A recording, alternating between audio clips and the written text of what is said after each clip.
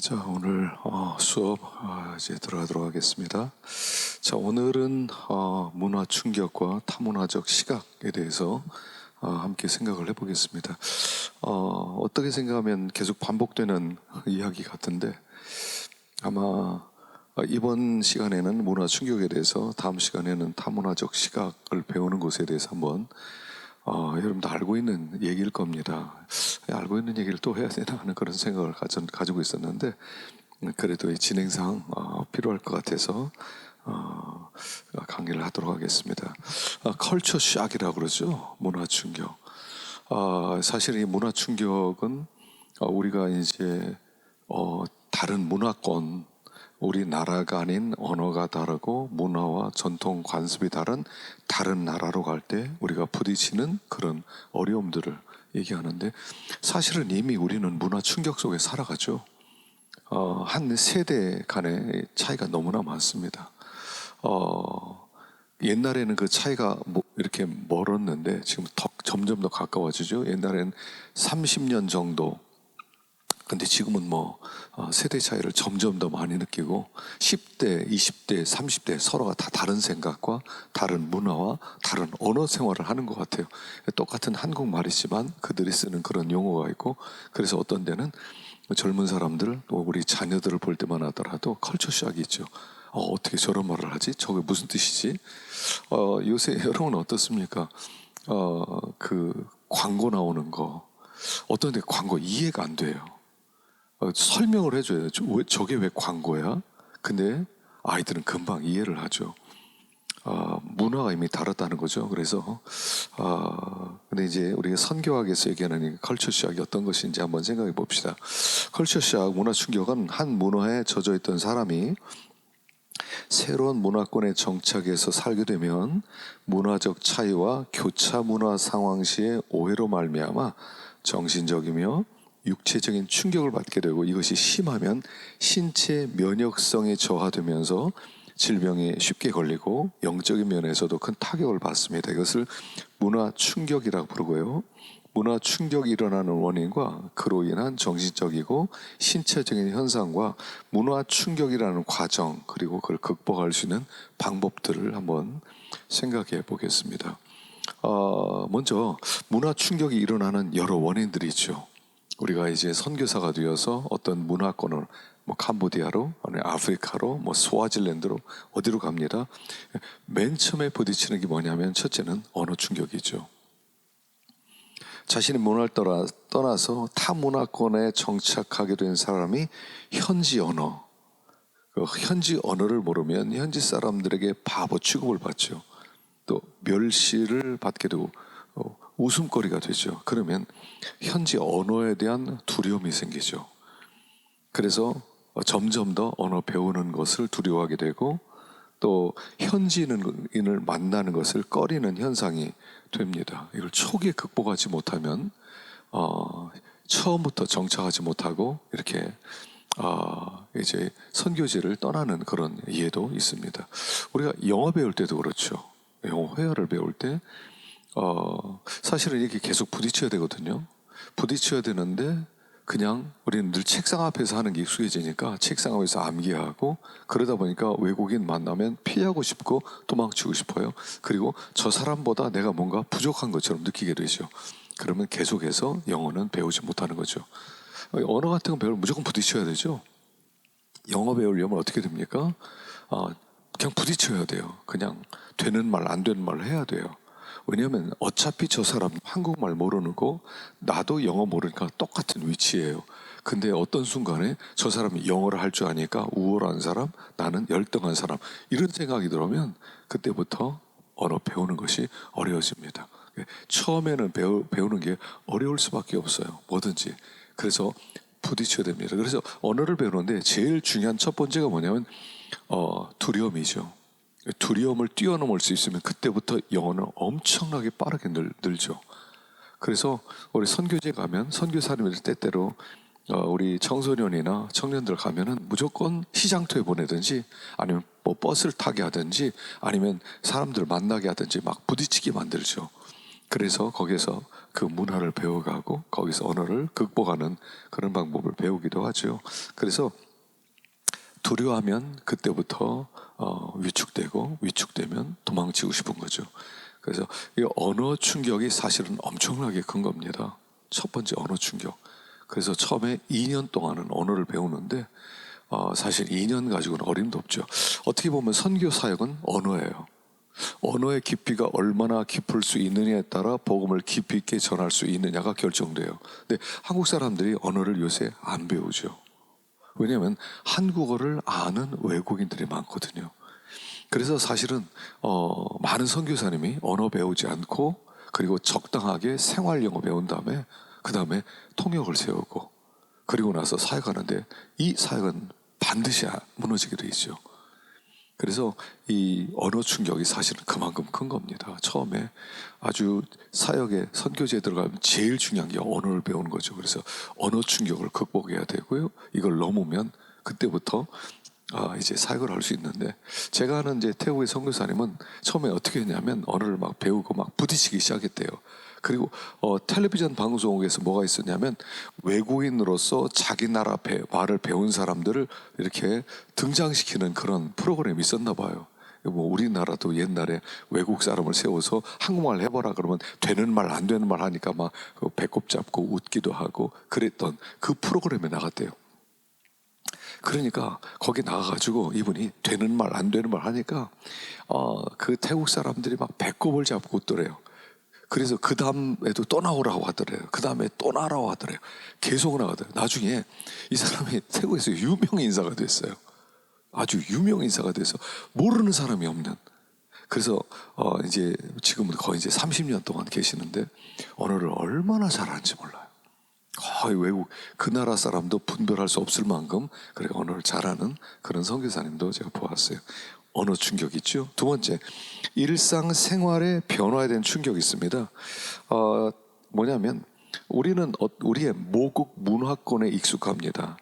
그래서 우리나라 삶의 어떤 생활 패턴이 가지고 있죠. 그런데 어떤 외국에 이렇게 들어가면 패턴이 깨질 수가 있죠. 그 사람들과 우리의 패턴 생활의 문화가 다르니까, 예를 들어서 그 사람들은 아침에 일찍 일어나고 또 일찍 퇴근한다. 우리는 적당하게 이렇게 일어났는데 그 사람들에게 맞추다 보면 스트레스가 될 수 있다는 것이죠. 그래서 거기에 정서적 불안감을 느낄 수 있다는 것입니다. 일상생활의 변화에 대한 충격, 삶의 어떤 패턴이라든가 그 사람들이 하는 일과 속에서 거기에 잘 적응을 못하면 어떤 컬처 샥이 오죠. 그래서 언제 돌아가나 그 돌아갈 날짜만 생각하는 그런 충격이 올 수 있습니다. 세 번째, 관계성 변화로 인한 충격이 있을 수 있어요. 우리 모국 문화권에서는 나에게 주어진 역할이 딱 정해져 있어요. 그리고 인간관계가 있어요. 근데 타 문화권으로 가면 이게 완전히 바뀌게 됩니다. 예를 들어서 우리나라에서는요, 적어도 목사 그러면 어느 정도 대접을 해줍니다. 지금이야 뭐 옛날 같진 않지만 아주 목사님 그러면 교회에서는 아주 극진하게 깎듯이, 또 뭐 명절이 되면 뭐 선물도 가져오고, 뭐 욕을 하다가도 그 앞에서는 이렇게 좀 그렇지 않은 모습을 보이고 그렇습니다. 그런데 어떤 나라에 가면 목사 그러면 완전히 하급민으로 하류민으로 취급하는 그런 나라에 들어갈 수도 있다는 거죠. 그랬을 때 오는 충격, 아니 나를 이렇게 대우해? 나는 그래도 내 보국에서는 이렇게 대접을 받았는데 여기 와서 이렇게? 그래서 거기에 충격이 될 수 있다는 거죠. 어떤 관계성 변화죠. 그래서 그 사회적 지위가 아주 목사가 지극히 낮아진 그런 지역으로 갔을 때, 또 거기에서 이제 자기의 위치를 스스로 이제 개척해서 이런 것들을 또 가르쳐주고, 물론 목사가 여러분 대접받는 건 아닙니다. 목사는 섬기는 사람으로 왔어요. 그런데 말씀을 전하기 때문에 대접을 받는 거예요. 왜냐하면 저 섬기러 왔어, 저 종이야, 그 사람의 말은 안 된단 말이에요. 이게 참 목사의 딜레마입니다. 우습게 여기면 말씀이 우스워지고, 높아지면 목사가 대접받는 잡인 줄 알고, 그러니까 항상 딜레마 있어요. 계속 대접을 받다 보면 나 대접받는 사람이야. 대접 안 하면 왜 나 대접 안 해? 저거 버릇이 없네. 이렇게 생각해요. 그렇다고 해서 막 섬기다 보면 우습게 여기고 그 말씀 자체가 떨어질까 봐. 그러니까 우리가 낮은 자리에 있으면서 그리고 나서 말씀을 권세 있게 선포해야 되는데 이제 현장에 들어가면 전혀 그런 게 없단 말입니다. 너하고 나 이렇게 해서 넌 외국인 그렇게 되었을 때 오는 어떤 관계성으로 인한 충격이 있을 수 있다 하는 것입니다. 그래서 어떤 사람은요 아예 선교사 목사로 얘기하지 않고 자기를 어떤 사업가나 부유한 외국인으로 이렇게 보여지기를 원하고 또 그 동네에 아주 유력한 권력자와 이렇게 친분을 맺음으로 말미암아 사람들로 하여금 저 사람은 힘 있는 사람이야, 세력가야, 이런 인상을 주고 싶어 할 수 있다는 거예요. 이것도 사실은 컬처쇼크에서 오는 거죠. 그렇게 되었을 때 그 사역에 또 문제가 생길 수 있죠. 네 번째, 이해 능력이 결여됨으로 생기는 충격이 있습니다. 자, 문화를 이해해야 되는데 문화에 대하여 부정적인 그런 판단을 하면서 현지인과 관계가 좀 멀어질 수 있고요. 잘못하면 폐쇄적이 될 수도 있다는 겁니다.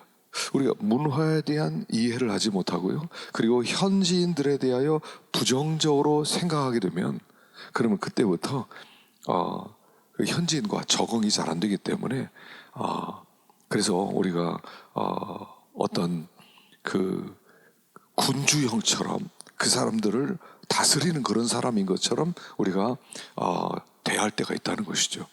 그래서 우리 선교사들도 중요한 게 뭐냐면 사역의 현장에서요 부정적인 태도를 갖지 말라는 거예요. 어떤 문화든 열린 마음으로 존중을 해줘야 되는데 그렇지 않고 부정적으로 우습게 폐쇄적으로 생각하면 그때부터 오히려 더 적응을 못하는 것이죠. 다섯 번째, 정서적이고 판단적인 혼란의 충격이 있습니다.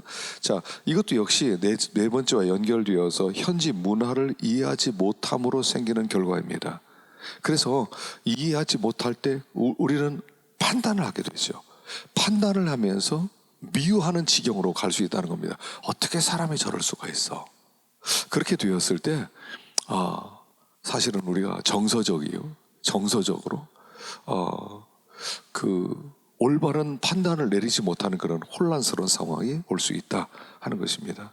그래서 그들을 더 미워하고 윤리적으로 정죄하는, 그러면 선교사로서의 어떤 사역을 수행할 수 없는 그런 경우가 올 수 있지요.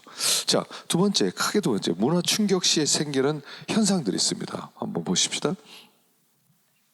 자, 배우자가 사별할 때 스트레스 지수를 100으로 친다면 이혼의 경우는 73이고 가족 구성원이 죽었을 때는 63으로 나타난답니다. 재정적인 어떤 변화가 있을 때는 38의 스트레스, 삶의 환경의 변화가 생길 때는 25라는 거죠. 그래서 이 지수표를 계산해서 다 더해서 스트레스 지수가 150 이상이 되면 그 150되는 3분의 1은 2년 내 질병에 걸릴 가능성이 있대요. 스트레스가 모든 병의 근원이라고 지금 알려졌죠. 우리 사역도요 스트레스가 많습니다. 많은 목회자가 스트레스 때문에 암에 걸리는 목회자가 아주 많고요, 사모님도 마찬가지고요. 그래서 선교사님도 이 충격 시에 생기는 그런 스트레스가 있다는 겁니다. 근데 스트레스 지수가 300이 되면 심각한 건강의 문제를 발생시킬 수 있다는 거예요. 여러분, 공황장애라는 거 있죠. 공황장애. 이 공황장애도요 어떤 충격적인 스트레스를 한번 받게 될 때 찾아오는 건데 이 사람 두려운 거예요. 사람을 만나지 못하는 거죠. 그래서 정상적 활동이 불가능해지는 거죠. 이런 일들도 비일비재 일어나고. 근데 폴 히버튼이 이렇게 얘기했습니다. 타 문화권에서 선교사가 언어를 배우는 자체 스트레스 지수가 50이래요. 50. 초년 선교사의 경우 한 임기를 마치기 전 보통 이제 한 임기를 선교지에서 보통 4년을 보죠. 우리 교회 목사님들은 이제 6년 한 텀으로 생각하지만 거기는 스트레스가 더 크기 때문에 한 4년 정도로 봅니다. 그래서 한 4년 정도로 볼 때 그 한 텀을 마칠 때까지 스트레스 지수는 400이 넘어간다는 거예요. 400이. 근데 이 문화 충격을 받은 사람은 어떻게 되냐면, 첫째는 의도적으로 아무렇지 않은 행동을 한다는 거예요. 모른다는 거예요. 나 문제 없어. 속일 수 있다는 거죠. 그 다음에 지나친 자기 억지를 하거나 그 억압된 감정을 다른 데로 돌리는 그런 선교사님들도 있고요. 또 어떤 사람은 자기를 고립시켜요. 아주 혼자 있어버려. 최소한의 할 일을 하고 혼자 할 수 있는 일을 한다는 겁니다. 아니면 이것도 문화 충격의 반응 중에 하나인데, 본국으로 돌아갔습니다. 그리고 선교 현장에 선교 이야기를 보고를 합니다. 그때 지나치게 자기 상황을 미화시킨다는 거예요. 자, 이게 뭐냐면 컬처 샥이 있다는 얘기예요. 그러니까 컬처 샥이 있으면 자기를 고립시키거나 미화를 시키거나 다른 데 풀거나, 아니면은 아무렇지 않은 것처럼 별거 아니에요. 이렇게 힘든 일이 있었는데 뭐 괜찮아요. 이러면 괜찮지 않다는 사람을 잘 보셔야 된다는 거예요. 정말 괜찮나? 그래서 기만적으로 자기를 숨기는 그런 경우도 있다는 것이죠. 그래서 결국 이런 스트레스는 우리 호르몬 계통의 어떤 화학적 어떤 반응으로 연결되어서 면역력이 약화된 그런 현상들로 나타난다는 거죠. 그래서 무슨 뭐 제일 많은 게 소화기 장애죠. 위궤양 또는 설사, 변비, 사실 스트레스거든요. 순환기 계통의 고혈압, 동맥경화, 심장마비, 비뇨기 질병이 생리통. 여러분, 생리통도요, 스트레스가 있으면 생리통이 있을 수 있어요. 뭐 신장염, 뭐 이런 것들이, 또 뭐 신경계 알코올 중독, 뭔가 중독이 되는 거예요. 간질이나 노이로제 또는 정신분열증까지 일어날 수 있다는 것입니다. 그래서 이런 스트레스가 왔을 때 잘 극복을 해야 된다는 겁니다. 자, 그러면 어떻게 이 문화 충격을 극복할 수 있느냐 하는 것이죠. 자, 그래서 세 번째 보면 대개 이제 어떤 문화권에 들어가면 3개월은 허니문이래요. 3개월은 좋아요. 3개월은 새로운 언어, 새로운 사람들, 새로운 시장, 새로운 것들, 처음엔 좋아요. 근데 3개월 이후부터, 그때부터 이제 점점 그것들이 나에게 스트레스가 될 수 있다는 거예요. 처음에는 뭐 한 석 달은 아주 재밌는데 그다음부터 어려워진다는 겁니다. 자, 어떻게 되냐면, 첫째, 문화 충격의 원인을 고찰하고 적극적인 대안을 찾아라는 거예요. 첫 번째, 언어의 충격이 있을 수 있다는 거죠. 제일 중요한 게 언어라고 그랬죠. 그래서 언어 충격이 있을 때는 자기를 어린아이로 간주해야 된다는 거예요. 난 어린아이다. 우리 어린아이가 말을 배울 때 옹알이하고 옹알옹알 따라하듯이 난 그렇게 따라해야 된다. 어린아이 같이 자기가 되고 현지인들에게 이해를 구하라는 거예요. 나 외국에서 왔는데 말 한마디도 못합니다. 이해 좀 해주세요. 그러면 누구든지 이해해 줄 수 있다는 거예요. 잘하는 것처럼 하려고 하지 말라는 거예요. 우리들의 문제는 뭐냐면 굉장히 잘난 체예요. 뭐 단어 몇 개 외워놓고 뭐 굉장히 잘하는 것처럼 그렇게 생각하다 보니까 사람들이 잘하는 것처럼 생각했는데 유치하게 되니까 우스워지는 거죠. 그러니까 충격이 생길 수 있고요. 두 번째, 일상생활 변화로 인하여 어떤 두려움이 있을 수 있다고 그랬죠. 그럴 때는 이런 자기가 좋아하는 어떤 프로그램을 한번 만들어 보라는 거예요. 프로그램. 그래서 뭐 여행을 한번 계획해 본다든지, 아니면 어떤 운동을 어떤 계획을 한다든지, 아니면 어떤 사람을 주기적으로 만난다든지, 그렇게 해서 일상생활의 변화로는 그런 충격, 그런 패턴들을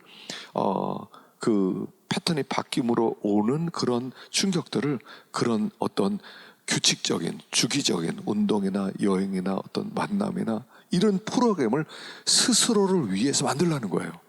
그러니까 프로그램을 병원에 가서 나 어떻게 할까 하는 거 아니라, 내가 좋아하는 프로그램, 내가 빠질 수 있는 프로그램을 내가 나를 위해서 짜라는 거야. 몇 시부터 몇 시까지 난 뭐 한다, 언제 뭐 일주일에 무슨 요일은 내가 어디를 간다, 이런 식으로 짜서 그 삶을 즐겁게 만들라는 거예요.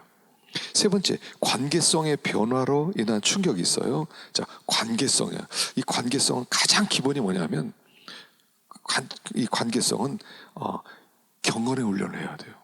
선교사들이 힘들어하는 것 중에 하나가 뭐냐면 이 경건의 훈련, 하나님과 만나는 훈련이 잘 안 되는 거예요. 우리는 주일날 예배를 드리고 또 말씀을 증거하고 스스로 은혜를 채울 수 있는데 현장은 채울 수 있는 기회가 별로 없는 거예요. 그러다 보니까 어떤 관계성에 문제가 생길 수 있으니까 그땐 경건의 훈련을 좀 강화하고, 이게 제일 힘든데 선교사님은 따로 기도하는 시간을 내기 어렵다는 거예요. 왜냐하면 사역이 필요하니까. 너무 필요하다 보니까 쉬고 싶은 거죠. 옛날에는 아침에 새벽기도 했는데 새벽기도 안 한다고 누가 뭐라고 하는 사람이 있습니까? 그러니까 그냥 자기도 모르게 이렇게 게을러질 수 있다는 것이죠. 자, 그 다음에 이해 손길과 정서적이고 판단적인 혼란이 있을 때, 이때는요 이렇게 하라는 겁니다. 먼저 온 선배들에게 이해되지 못하는 부분들을 물어보라는 거예요. 아니면 현지에 좀 성숙한 그런 지도자들에게 문화의 의미를 묻고 배우라는 거예요. 다른 방법 없습니다. 배우는 것밖에 없습니다. 그래서 둘째는 이제 새로운 문화를 겸손하게 배워야 된다 하는 거죠. 자, 예수님은요 이 세상에 하늘 영광 보좌를 버리시고 세상 문화권 속으로 들어오셨어요. 어떻게 들어오셨어요? 어린 아이로 들어오셨어요. 여자의 뱃속에 잉태가 되었고요, 철저하게 그 문화를 배우셨다는 거예요. 그게 도성인신이죠. 말씀이 육신이 된 거죠. 영광 가운데 있던 말씀이 육신이 되어서 세상의 문화 속으로 와서 모든 것을 다 배워가셨던 거예요. 그래서 새로운 문화를 겸손하게 배워라 하는 것입니다.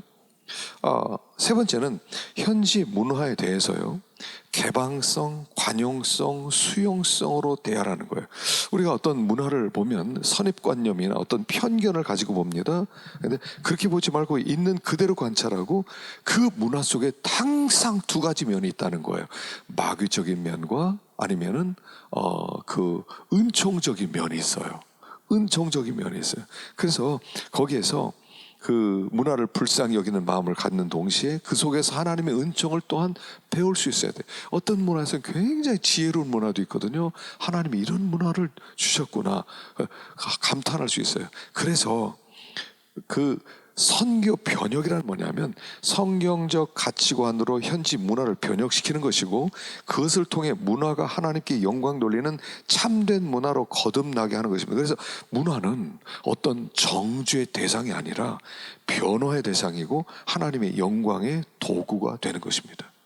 그러니까 우리가 어떤 문화를 보고 무조건 정죄하고 무조건 틀렸다고 무조건 바꿔야 된다고, 그게 아니라 두 가지를 다 읽으라는 거예요. 여기엔 타락한 문화가 들어가 있구나. 이건 굉장히 좋은 부분들이구나. 그래서 서로 보고요, 그 문화를 복음으로 서서히 마귀적인 것은 번역시키고 좋은 것들은 또 흡수하기도 하고 배우기도 하고요. 그러는 가운데 그 문화가 하나님께 영광 돌리는 영광의 도구가 된다 하는 것입니다. 넷째, 자신의 문화 충격과 우려를 솔직하게 말하고 도움을 거라는 거예요. 내가 지금 적응이 잘 안 됩니다. 솔직하게 선교사님들에게 이야기하래요. 그러니까 이 선교제의 중요한 것은 뭐냐면 팀 목회예요. 팀 미니스트리. 이 우리나라 사람들 이게 잘 안 돼요. 교단이 어디야? 너 장로교야, 감리교야. 너랑 안 놀아.